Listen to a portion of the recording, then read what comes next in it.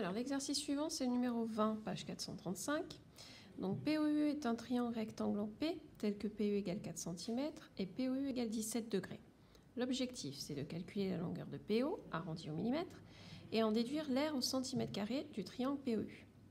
Donc, même chose que pour l'exercice 19, la figure ici est nécessaire pour travailler de manière que ce soit plus facile. Donc, j'ai tracé ici la figure à main levée, avec toutes les informations qu'on avait dans l'énoncé. Donc POU rectangle en P, l'angle O mesure 17 degrés, le côté PU mesure 4 cm. Comme pour tout à l'heure, on va commencer par écrire les informations que l'on a dans l'énoncé. Donc le je sais que. Voilà. Donc POU est un triangle rectangle en P, POU égale 17 degrés, PU égale 4 cm. Et qu'est-ce que ça représente le côté PU par rapport à l'angle qui est informé ici? C'est le côté opposé à l'angle de 17 degrés. Côté opposé. Qu'est-ce que je cherche ici? Je cherche à trouver le côté OP. Que représente le côté OP par rapport à l'angle de 17 degrés ici? C'est son côté adjacent, puisqu'il le forme. Il est formé par deux côtés ici, mais celui-ci porte déjà le nom d'hypoténuse. Donc le côté adjacent, c'est forcément le côté OP. Donc c'est le côté adjacent à l'angle POU. Quelle formule de trigonométrie dois-je utiliser, sachant que dans les informations et dans ce que je cherche, j'ai à la fois le côté opposé et le côté adjacent? Eh bien, c'est la formule de la tangente. Tangente TOA, T pour adjacent, O pour opposé, A pour adjacent. Donc, j'écris la formule de la tangente pour commencer avec les lettres de la figure. Donc, tangente POU, c'est égal à quoi? Le côté opposé sur le côté adjacent. Le côté opposé à l'angle, c'est bien le côté PU. Le côté adjacent à l'angle, c'est bien le côté PO. Je remplace par les valeurs. Tangente.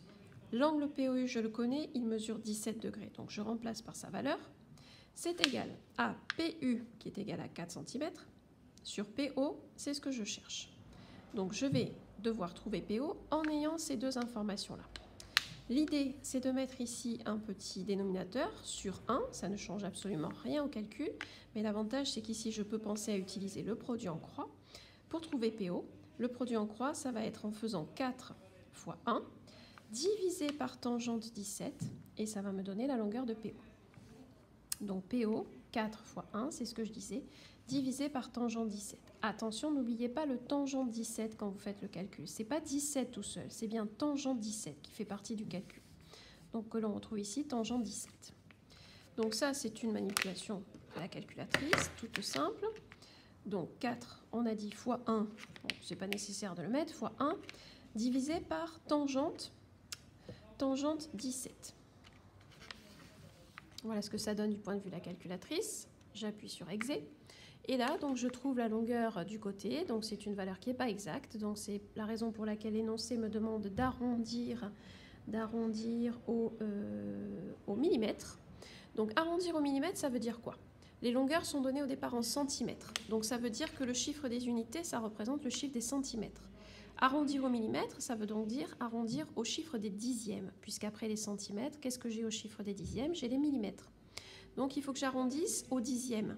Pour arrondir au dixième, je regarde bien ce qui se passe au niveau du chiffre des centièmes. Ici, j'ai un 8. Donc, est-ce que c'est plus proche de 13,0 ou est-ce que c'est plus proche de 13,1? À cause du 8 ici au chiffre des centièmes, c'est plus proche de 13,1. Donc, la valeur arrondie au millimètre, pour ce côté, ce sera 13,1. PO environ égal à 13,1 cm. Voilà pour le côté PO. Ensuite, pour la deuxième question, il s'agit de calculer l'aire du triangle rectangle. Pour calculer l'aire d'un triangle rectangle, eh bien, il faut se souvenir qu'un triangle rectangle, c'est la moitié d'un rectangle. Pour calculer l'aire d'un rectangle, normalement, on fait longueur fois largeur. Comme je n'ai que la moitié du rectangle ici, le résultat sera tout simplement divisé par 2.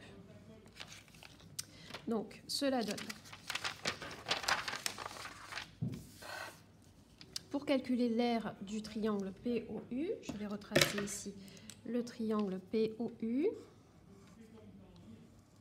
Voilà, avec un angle droit en P. Ensuite, U ici, O ici. On a 4 cm comme information et on vient de trouver à l'étape précédente que ce côté mesure 13,1 cm. Donc ça tombe bien, j'ai besoin de ces longueurs-là pour pouvoir calculer l'aire du triangle. Je fais donc PU fois PO qui représenterait la longueur et la largeur si j'avais le rectangle complet.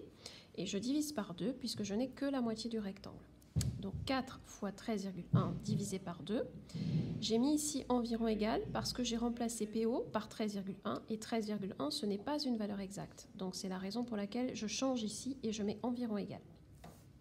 Ensuite je fais ça à la calculatrice et je trouve donc 26,2. Pour l'unité, ce sont bien des centimètres carrés puisque l'unité de longueur c'est centimètres, donc forcément l'unité d'aire c'est centimètres carrés. Donc l'aire de ce triangle est d'environ 26 cm². J'ai arrondi au centimètre carré puisque la consigne me demandait de le faire. Donc je n'ai pas besoin de garder le virgule 2. Si j'arrondis au centimètre carré, ça veut dire à l'unité. Donc à l'unité, ça fait environ 26 cm².